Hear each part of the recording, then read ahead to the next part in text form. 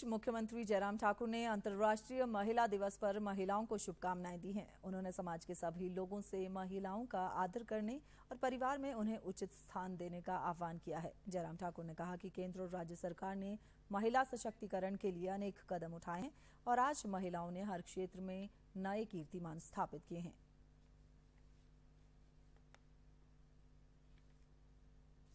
नमस्कार। अंतर्राष्ट्रीय महिला दिवस के पावन अवसर पर मैं प्रदेश की समस्त महिलाओं को बधाई एवं शुभकामनाएं देता हूं। आज महिलाएं हर क्षेत्र में बढ़ चढ़कर भाग ले रही हैं और नए नए कीर्तिमान स्थापित कर रही हैं। नारी शक्ति अपने अदम्य साहस तथा अथक परिश्रम से विश्व पटल पर अपनी पहचान बनाने में सफल रही है। महिलाओं के उत्थान एवं सशक्तिकरण के लिए हमारी सरकार ने अनेक कल्याणकारी योजनाएं आरंभ की हैं। यह सरकार के अथक प्रयासों का परिणाम है कि प्रदेश में महिलाओं की स्थिति अन्य राज्यों की तुलना में बहुत बेहतर है।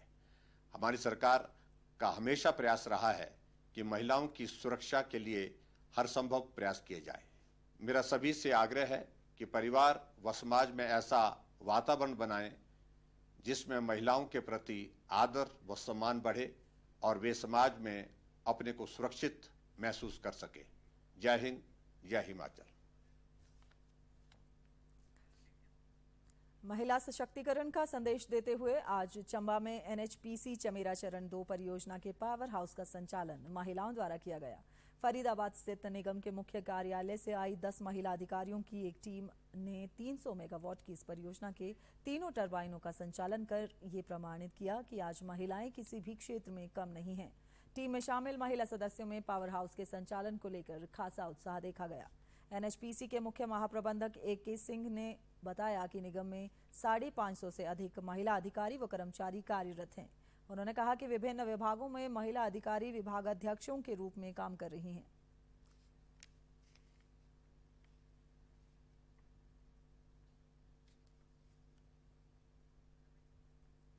ब्रेक के बाद आपका स्वागत है। रुक करते हैं अगली खबर का। मुख्यमंत्री जयराम ठाकुर ने केंद्रीय वित्त मंत्री निर्मला सीतारमण से मंडी जिले में बनने वाले ग्रीनफील्ड एयरपोर्ट व कांगड़ा हवाई अड्डे के विस्तार के लिए 1420 करोड़ रुपए जारी करने की मांग की है।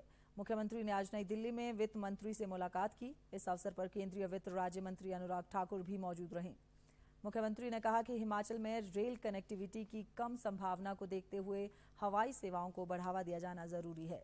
जयराम ठाकुर ने कहा कि हिमाचल में टूरिज्म की अपार संभावना है और ऐसे में राज्य में हवाई अड्डों का विस्तार किया जाना चाहिए। इस बीच मुख्यमंत्री ने रक्षा मंत्री राजनाथ सिंह से भेंट कर प्रदेश हित से जुड़े अनेक मुद्दों पर चर्चा की। उन्होंने रक्षा मंत्री से धर्मशाला के योल छावनी के कुछ क्षेत्रों की अधिसूचना को वापस लेने और नाहन के नजदीक बनौग धारक्यारी सड़क के निर्माण को अनापत्ति प्रमाण पत्र जारी करने की मांग की। इस सड़क का कुछ भाग रक्षा मंत्रालय के अधीन आता है। राजनाथ सिंह ने मुख्यमंत्री की मांगों को जल्द पूरा करने और प्रदेश में विकास कार्यों को भरपूर सहयोग देने का भरोसा दिलाया। जल शक्ति मंत्री महेंद्र सिंह ठाकुर ने कहा कि जल जीवन मिशन के तहत प्रदेश के हर घर को नल के माध्यम से जल पहुंचाया जाएगा। विधानसभा में आज प्रश्नकाल के दौरान भाजपा विधायक रमेश धवाला के एक सवाल पर उन्होंने कहा कि मिशन के तहत यदि कहीं आधी अधूरी पाइपें लगाई गई या फिर किसी को पाइपें बांटी गई तो उसकी जांच करवाई जाएगी। महेंद्र सिंह ने कहा कि पहले चरण में नल लगाने का काम किया जा रहा है, जबकि दूसरे चरण में पेयजल स्रोतों की क्षमता बढ़ाने का काम किया जाएगा।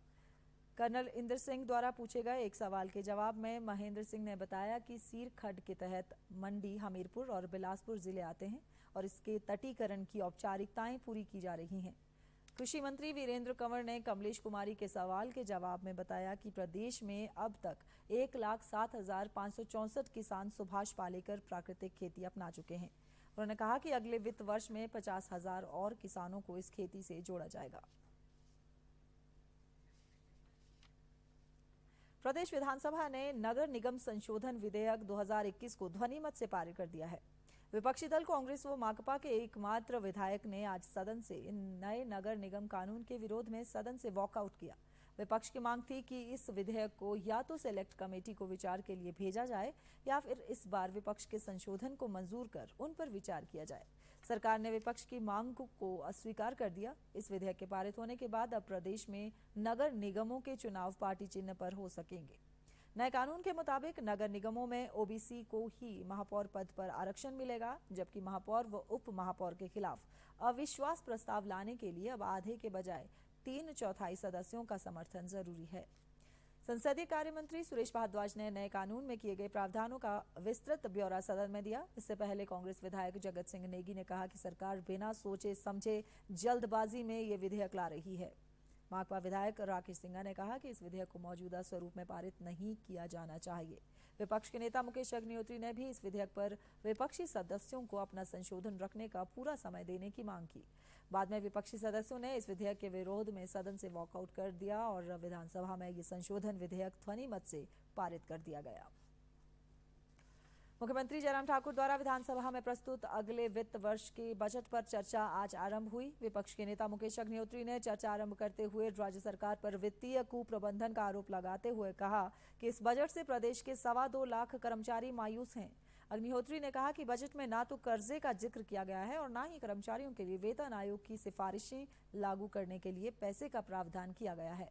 विपक्ष के नेता ने कहा कि बजट में काल्पनिक उड़ानें भरी गई हैं और कागजी घोड़े दौड़ाए जा रहे हैं। भाजपा के विनोद कुमार ने कहा कि इस बजट से प्रदेश के हर वर्ग को लाभ पहुंचेगा। उन्होंने कहा कि मिशन दृष्टि से राज्य के लाखों बच्चे लाभान्वित होंगे। भाजपा सदस्य बलबीर वर्मा ने सरकार द्वारा चलाई जा रही विभिन्न कल्याणकारी नीतियों का जिक्र किया। उन्होंने कहा कि प्रदेश को विकास की राह पर ले जाने के लिए बजट में अनेक नई योजनाओं की घोषणा की गई है। अंतर्राष्ट्रीय महिला दिवस के अवसर पर आज नाहन में फूड फेस्टिवल का आयोजन किया गया, जिसमें महिलाओं द्वारा तैयार पहाड़ी व्यंजन आकर्षण का केंद्र रहे। भाजपा विधायक रीना कश्यप ने फूड फेस्टिवल का शुभारंभ किया। इस 2 दिवसीय फूड फेस्टिवल में महिलाओं द्वारा तैयार उत्पाद प्रदर्शित किए गए हैं। इस अवसर पर बेहतर कार्य करने वाली स्वयं सहायता समूहों की महिलाओं को सम्मानित भी किया गया।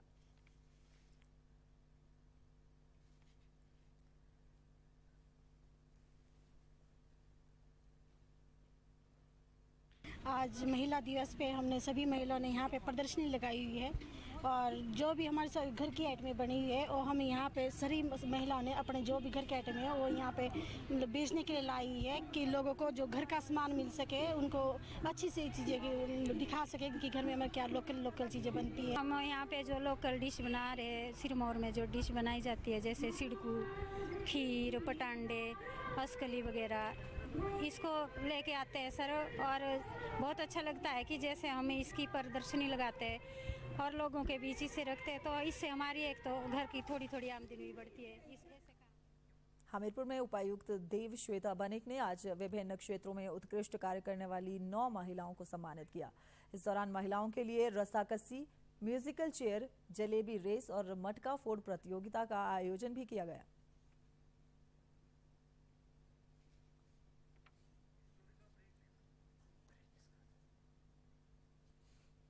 इस बार का थीम है चूज टू चैलेंज।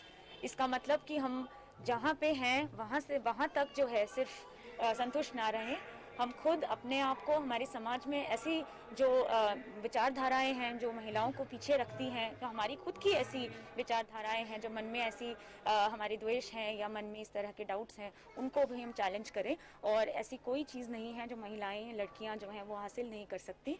और हम जब तक जो अपनी बाउंड्रीज़ को चैलेंज करते रहेंगे तब तक हम और आगे जाते रहेंगे। तो यही मैं संदेश सभी महिलाओं को देना चाहूँगी। ब्रेक के बाद आपका एक बार फिर स्वागत है। रुख करते हैं अगली खबर का। हिमाचल प्रदेश में ऊना निवासी जगतार सिंह चौधरी विश्व के शीर्ष अरबपतियों की सूची में शामिल हो गए हैं। हुरून ग्लोबल रिच लिस्ट 2021 में जगह पाने वाले जगतार सिंह उर्फ जय चौधरी अमेरिका में साइबर सिक्योरिटी फर्म Zscaler के मालिक हैं। ये चौधरी भारत के 10 अमीरों की सूची में 9वें स्थान पर काबिज हैं। ऊना जिले के एक छोटे से गांव से निकलकर दुनिया में अपना साम्राज्य कायम करने वाले जय चौधरी की मेहनत बेमिसाल रही है। आइए देखते हैं ये रिपोर्ट। मंजिल उन्हीं को मिलती है जिनके सपनों में जान होती है। पंखों से कुछ नहीं होता, हौसलों से उड़ान होती है। ये पंक्तियां हिमाचल प्रदेश में ऊना जिले के जय चौधरी पर ठीक बैठती है। 62 वर्षीय जय चौधरी का नाम दुनिया के शीर्ष अरबपतियों की इस वर्ष हुरून ग्लोबल रिच लिस्ट 2021 में शुमार हो गया है और भारत के 10 सबसे अमीरों की सूची में वे 9वें पायदान पर काबिज हैं। ऊना जिले के एक छोटे से गांव से निकलकर जय चौधरी ने अमेरिका में एक बड़ा साम्राज्य स्थापित किया है। जय चौधरी ने वर्ष 2008 में जेड स्केलर के नाम से अमेरिका में साइबर सिक्योरिटी कंपनी शुरू की और आज उन्होंने दुनिया के शीर्ष अरबपतियों की सूची में अपना नाम शामिल करवा दिया है। जय चौधरी ने बनारस हिंदू विश्वविद्यालय से बीटेक करने के बाद अमेरिका में एमटेक की डिग्री हासिल की। इस मुकाम तक पहुंचने के लिए जय चौधरी को काफी मुश्किलों का सामना करना पड़ा, लेकिन उनके बुलंद हौसलों के आगे मुसीबतें भी उनका रास्ता नहीं रोक सकी। जय चौधरी के बड़े भाई दलजीत चौधरी ने डीडी न्यूज को बताया, सारी भगवान की कृपा है और उसकी मेहनत पे डिपेंड किया है। बहुत मेहनत की है और एक छोटे से परिवार से वो राइज हुआ है।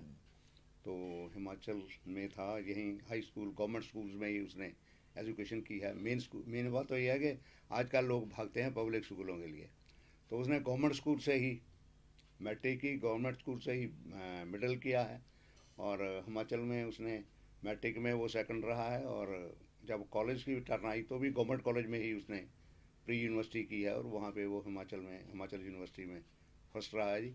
तो बड़ी खुशी की बात है, अपने को देख के खुशी होती है, लेकिन ये सारा भगवान की देन है। हमारा परिवार एक बड़ा गरीब सा परिवार था। मेरे फादर हर चलाया करते थे, बहुत बेचारे, मतलब और भाइयों में सब में उनको एक तरह से वो ऐसा था कि परिवार बहुत नीचे था, लेकिन भगवान की ही कृपा से या पेरेंट्स की मेहनत से और इस बच्चे की मेहनत से ये इसने इतना राइज किया है। ऊना जिले के राजकीय वरिष्ठ माध्यमिक स्कूल धुसाड़ा में हमेशा अव्वल रहने वाले जय चौधरी का नाम आज भी मोती पट्टल पर अंकित है।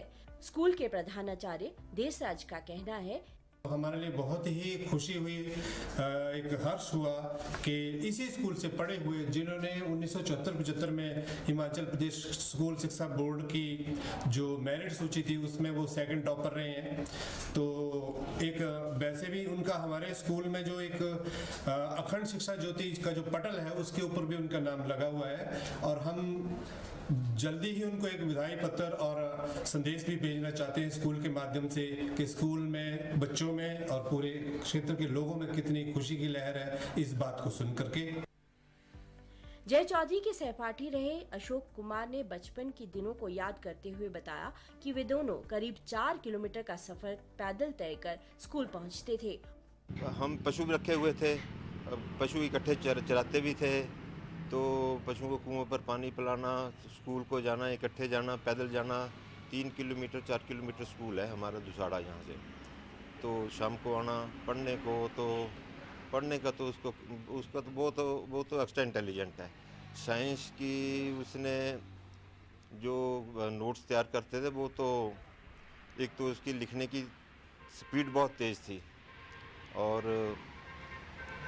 सिंपल साधारण जैसे हम थे वैसे ही वो करते करते फिर तो उसके बाद वो चले गए बम्बई में, शायद उनका हो गया कुछ 1 साल, पक्का पता नहीं है। और उसके बाद अमेरिका चले गए। वो कभी कभार आते हैं यहाँ तो फिर मिल के जाते हैं।